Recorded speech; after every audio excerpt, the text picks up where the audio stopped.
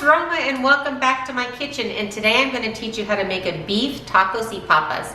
These are traditional tacos from Chihuahua, Mexico.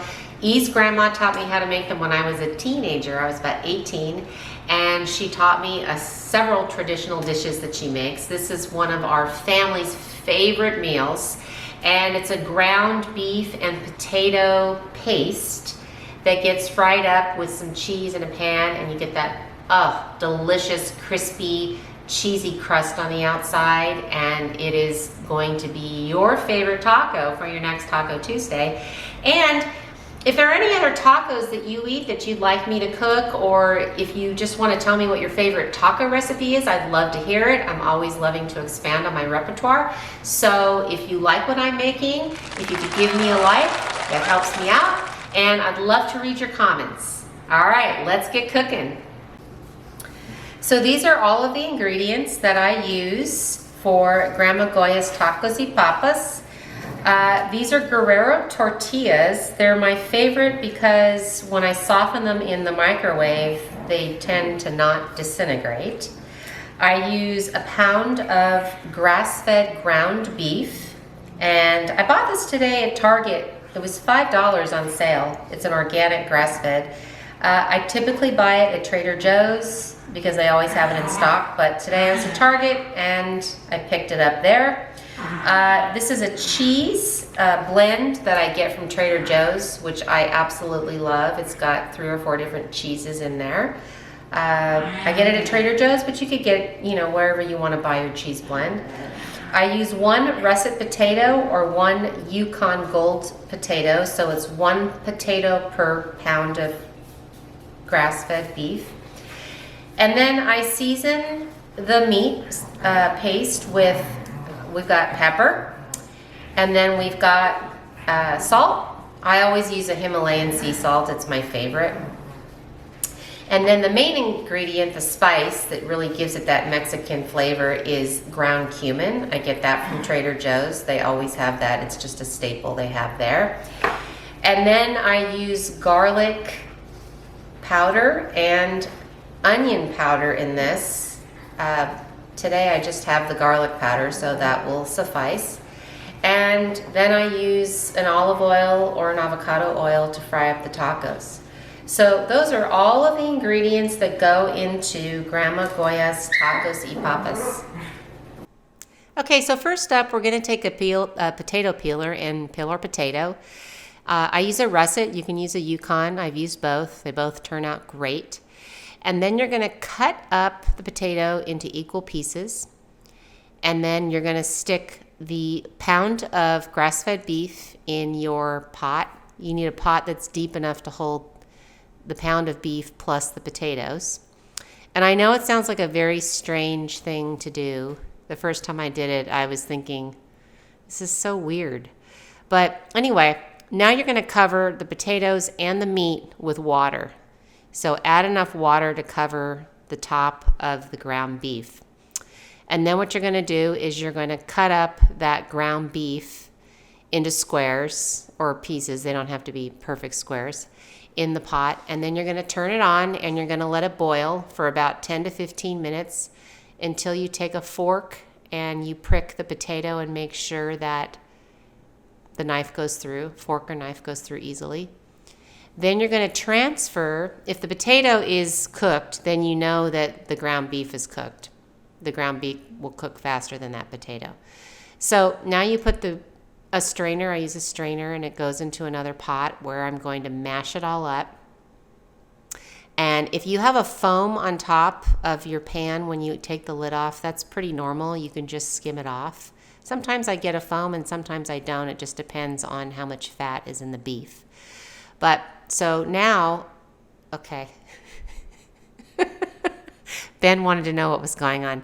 Okay, so now you've got your ground beef and your potato, and I just use a masher and I mash it up. Now, sometimes I use a food processor, but not a lot of people have a food processor, so I just give it a good mashing around and around and around. It's really quite a good arm workout. It goes around and around and around.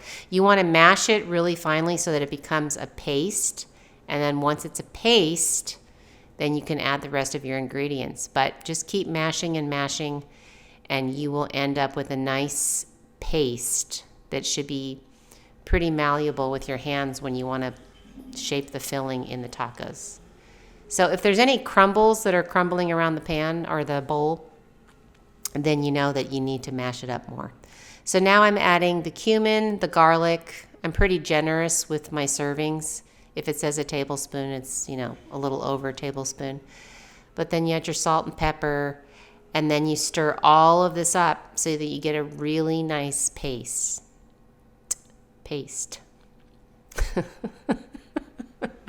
Anyway, just keep stirring and stirring until you have a nice paste. And you'll know when it's pasty. See that? When it starts to stick to the side of the pan, it almost kind of looks like, well, I won't say. Anyway, now you're going to add your tortillas to the microwave. And I put them on for about 30 seconds. It depends on your microwave. Some cook faster than others, but you want it to really make the tortilla softer so that it doesn't crack when you form your taco.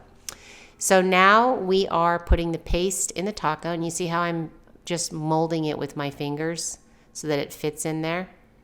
And then you lay it down in the pan. It's a pretty fast process once you have all of your ingredients lined up. I have the paste and I have the cheese. If you wanted to do a non-dairy cheese, I use a Daya cheese shred for my daughter when she comes over for dinner, and it works great. It has a great melting point as well. So the only thing in this right now is the dairy, is that cheese. But if you wanted to make them non-dairy, it's easy to sub it out. So I put about 5 or 6 tacos in the pan at one time. You don't want them super crowded. You need to have enough turn to space them out. And then I press them down. And sometimes you'll get a taco shell or a tortilla that will actually break on you, and I just pull it out of the pan and I soften up another tortilla, because there's nothing worse than having a taco that falls apart. And it happens. It happens quite often. Sometimes it just has a little bit of a tear, but sometimes the whole thing tears.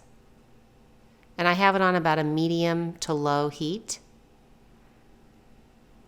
And now I've turned them after a few minutes, and you'll see how the cheese has oozed out around the sides, and it creates a nice crispy crust around the sides. It's really delicious. So now I just pull them out onto a paper towel. This is just a really delicious recipe, and when you first start making it with, really, I'm boiling meat and potatoes, it sounds weird. But look at that. Now you can put avocado in it or garnish it however you want. I usually slice up avocado for E. Oh, look at that. One of them went missing. Turned my back for a second. Okay, those are my partners in crime in the kitchen, Ben and Daisy. Okay, so here's my taco. It's really hot. And how I like to serve it, you can see the little cheese crust around there. Grandma Goya originally didn't make it with cheese inside. That's one of my additions, but I like to make it that way. So I just put a little lettuce and a little sour cream in mine. You can also make this dairy-free, the Daya cheese shreds. I make those for my daughter. It works great. She uses a dairy-free sour cream. And then this is my ultimate favorite hot sauce, Tapatio. It goes on everything. This is how I like my tacos. Look at that. Ugh, yummy. And there you have it. Taco Tuesday is ready for you. And look at the pieces of cheese crust that were made with frying it up by putting cheese inside. Oh my God, it's so delicious. I put lettuce and I put some sour cream in there and Tapatio, and oh, party in my mouth.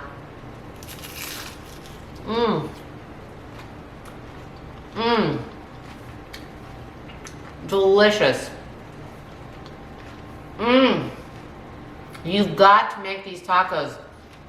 They are gonna blow your mind. Thanks for joining me. To get my taco recipe, click the link below. And don't forget to subscribe and like.